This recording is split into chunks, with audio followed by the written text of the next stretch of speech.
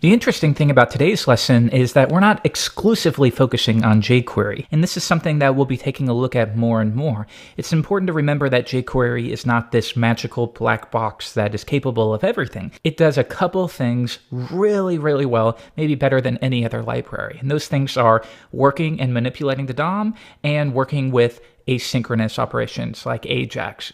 jQuery is perfect for that. However, for other things such as structuring your code or templating, you'll want to take a look at different tools that were made specifically for that purpose. So while in the last lesson we focused on a makeshift templating system, for more control you can take a look at a variety of third-party tools. In this case, we'll take a look at Handlebars, which is my favorite. It's very popular, and you can see it more or less follows the same system that we did in the previous lesson, but it's much, much more powerful. So if we take a look at getting started, you see the same thing. You create your template, and you use this curly brace notation to designate where you want your information to display. So let's jump in and see how we can use Mustache. I'll go to the top, I'll click on the GitHub link, and we can see installing is easy. Simply download the package from GitHub. So for now, we will click on this larger version and we'll just link directly to that. You might want to download this for your own projects though. All right, so I've copied that link. I'm going to go into Sublime Text and we'll add a new script reference and I'll paste that link in like so. Now we're ready to get started using Handlebars.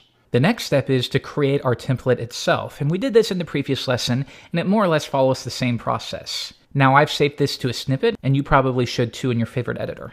Now you'll notice that we give it an ID, template, that's fine for now. And once again, we give it a type of text/x handlebars template. This is just a convention, what they want you to use, and that's fine. Now within here, we can create our template as we normally would. So maybe we're going to have some tweets. So we'll say UL tweets. This is where the tweets should be displayed. And what we'll do here is to make it a little easier to understand, we're going to place the script within here. And that way it's easy to tell that this template corresponds to the tweets. And now within here, we can create our templates. So we'll have the tweet itself, something like that. But we should also have a thumbnail for the author. So we'll place that at the top and we'll say thumbnail. And then maybe within a paragraph tag, we'll have the tweet itself. Okay, and we'll keep it simple for now. So now we need to figure out how can we use handlebars to bind data. So right here at the bottom, we'll create a self-invoking anonymous function. Now I want to take a quick note. I've gotten a lot of questions of why we're using a self-invoking anonymous function rather than document.ready. I guess you've read books that say you need to do this, and this is fine, but what you need to know is document.ready is a way of saying when the DOM is ready to be manipulated, then execute this callback function. And that's why we always use that when we're in the head of our document. Because at that point, let's say you were trying to access tweets. Well, from here, tweets hasn't been loaded yet, so we can't access it. That's why we use document.ready. However, if we were to place the script even below it right here, at this point, we have loaded the UL with a class of tweets, and now we can access that in the DOM. So when your code is placed at the bottom, you don't really need to use document.ready. You only would really use that when it's placed within the head of your document. So the rule of thumb is, when possible, always import your scripts at the bottom. Sometimes you can't. For example, if you're bringing in a tool like Modernizer, you'll want to include Modernizer at the top to keep from flashes and things of that nature. But for other things, especially responding to events and stuff like that, definitely place that at the bottom so that your pages will load more quickly. Now with that out of the way, let's get back into it. And we need to create some data. So we'll say data, like so. And for now, we'll have thumbnail. And you know what? Because we're making this up, let's just do author at the top, and we'll place that within an H2. That way I don't have to hunt down an image. But later, we will take advantage of the Twitter API itself, and we can do that. This just makes it easier on me. And we'll say author, Jeffrey Way, and the tweet is 30 days to learn jQuery rocks. Okay, so now we have this data, and we want to bind it to our template. Now, the way we do that is we say handlebars. When we import the handlebars.js script, we now have this new global called handlebars, and we can say .compile. And what it wants to receive is a path to where your template is stored. So it wants to receive script with an ID of template, and it wants us to grab that out. Now you can either store this within a string, as I'll show you shortly, or you can do what we've done here and store it as an HTML template. So we'll simply grab that out, template, and I want to grab the HTML out of it. I don't want to grab the node itself, I want to grab this right here.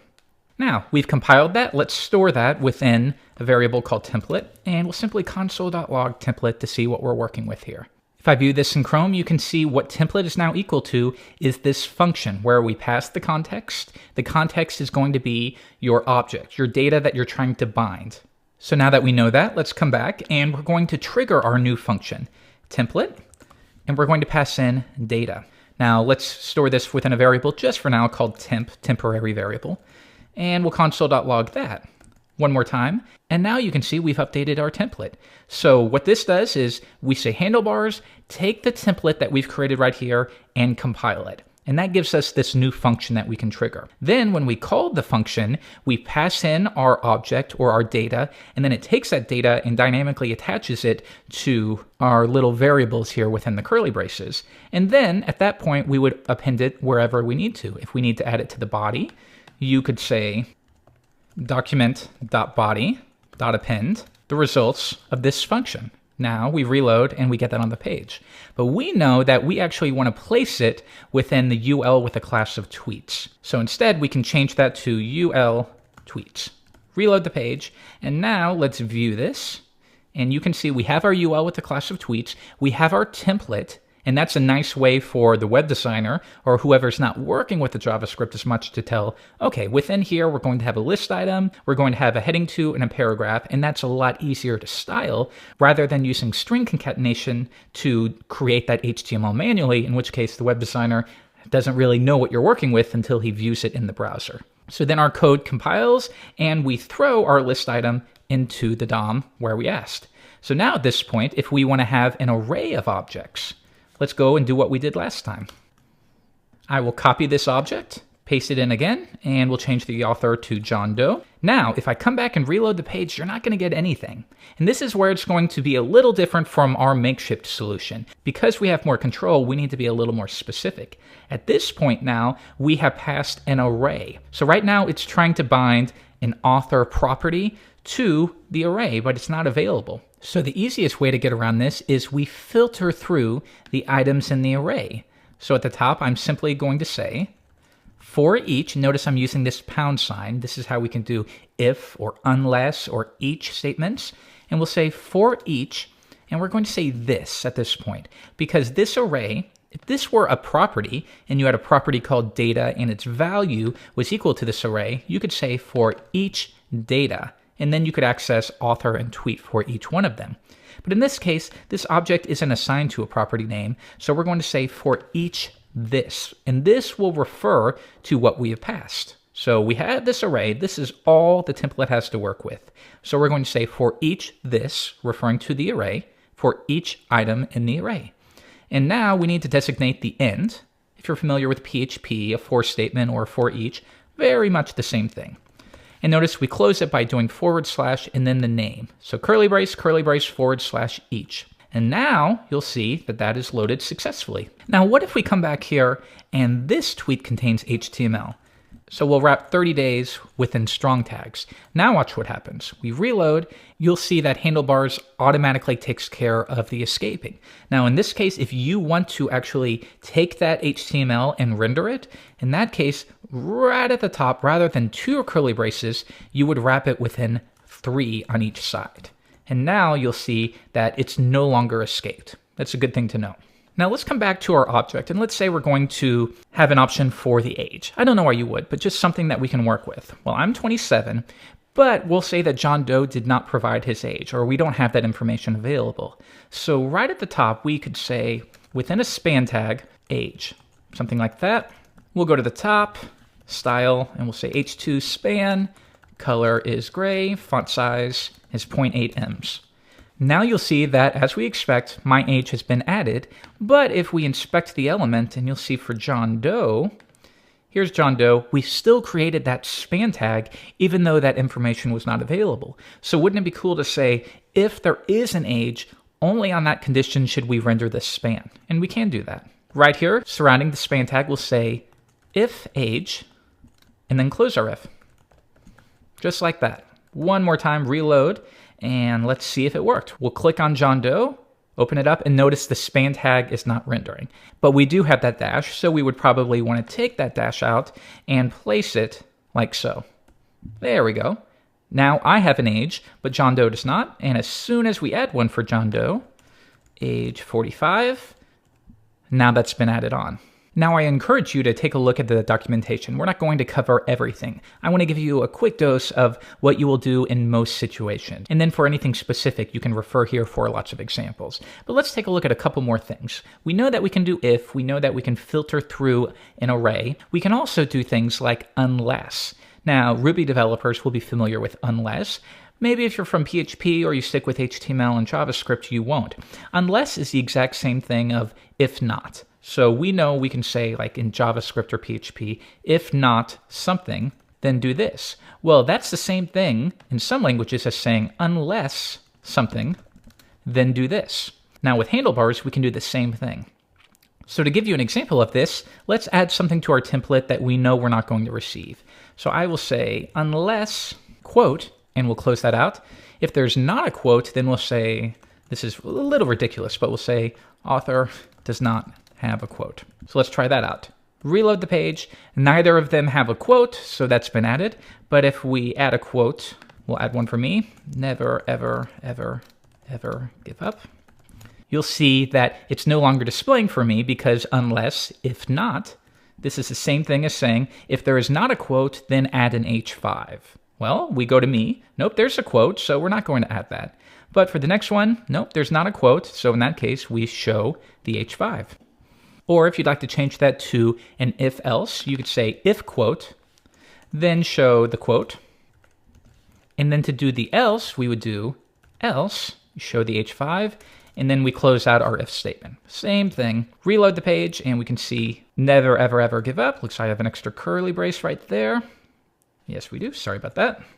One more time, never, ever, ever give up, but John Doe does not, so we see author does not have a quote. So you can see how easy it is to create complex structures using templating. And imagine if you had to use maybe something like an array or string concatenation to build all of this up. You'd create lots of really messy JavaScript, and that makes your project much more difficult to maintain. So lastly, let's see about how we can register our own helpers. So at the bottom, what we'll do here is we'll change author from a full name to an object. And we'll have first is Jeffrey, and last is Way. And then I'll do the same thing for John Doe. There we go. And now we want to create a custom, essentially a helper function that will combine both of those. So right here, we'll say handlebars, and I'm just doing all of this procedurally. You can organize your code a little bit better once you know how to use this. And we'll say handlebars, register helper. And what is this helper going to be called? We'll call it full name, and that's how we will reference it within our template. And that will be a function. Now this function should receive something. In this case, we're going to pass the author to it. So I will add that in like so. And now I simply want to return author.first and a space, and then author.last. We're essentially returning Jeffrey and a space and Way. So now, if we come back here, we filter through our each statement. I'll get rid of this if statement because we don't really need it here. And now we'll say for the author, if we load this in the browser, you'll see that we get object because that's not going to work anymore. So what we'll change this to is full name, and we'll pass in the author as a parameter. Reload, and now we get Jeffrey Way. So let's go over this. We created a new helper, and we called it full name. Create a helper, call it full name. And next, we add a space and pass in author. And this is the argument that we're going to send into that function. So we're going to send in the contents of this author property, which is an object. So now author right here is equal to this object right there. And then we simply take the first name, add a space, take the last name, and that gets returned. And then subsequently, that is placed within the H2 tag. Now, if we want to add the age on there as well, you could say plus a dash, and then add on the age. And then you would simply replace that like so. Get rid of that. We'll do the same thing for John Doe.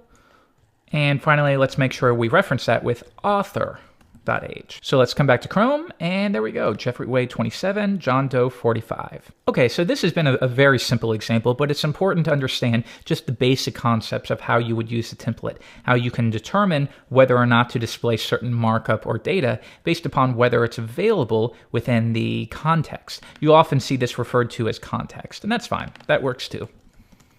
It's just a name. So in the next lesson, we're going to take things even further, and we're going to work with the actual Twitter API so that we can query it, return some JSON, filter through that JSON, and attach it to our template. So that'll be a lot of fun. I'll see you then.